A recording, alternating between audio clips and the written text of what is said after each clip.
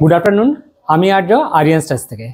এখন আছি ঠাকুরপুকুরে mister M চৌধুরীর বাড়িতে। ওনার বাড়ি অনেকখানি স্পেসিয়াস এবং একটা বহুদিনের পুরনো ওয়েল মেনটেন বাড়িকে আরও কী করে সুন্দর করা যায় তারই আইডিয়া নিয়ে আজকে আমরা এসেছি। এটা ওনার মেন লিভিং এবং ডাইনিং এরিয়া। এখানে যেটা আমরা ইনিশিয়ালি প্ল্যানিং করলাম, এই পোর্শনে একটা পার্টিশন হবে। পার্টিশনটা 7 ফিট অবধি যাবে। এখানে সোফাটা মুভ হয়ে আসবে এবং এখানে কিছু স্টোরেজ স্পেসও থাকবে যেখানে উনি শোপিস বা কোনো পেন্টিং উনি রাখতে পারেন।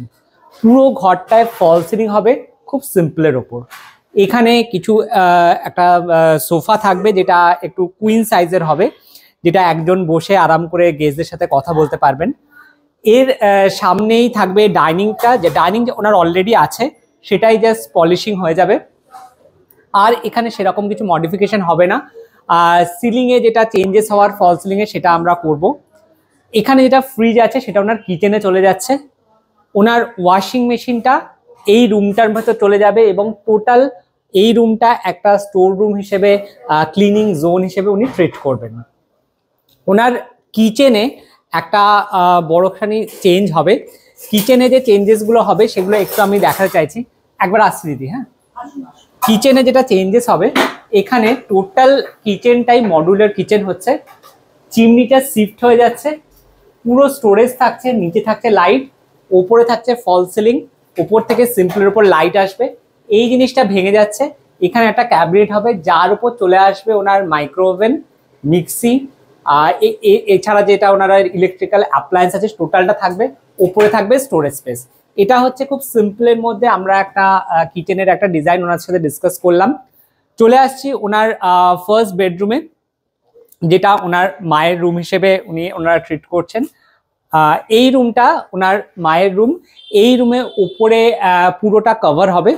আর এখানে একটা স্টাডি ইউনিট হবে উইথ টেবিল, যেখানে বসে কাকিমা পড়তে পারবেন, লিখতে পারবেন এবং যেখানে লাইট থাকবে।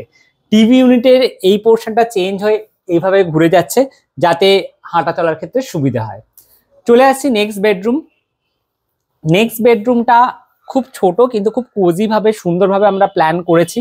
যে আইডিয়াটা মেন সাহেবের ছিল। থ্যাংক ইউ সাহেব, একটা সুন্দর আইডিয়া দেওয়ার জন্য।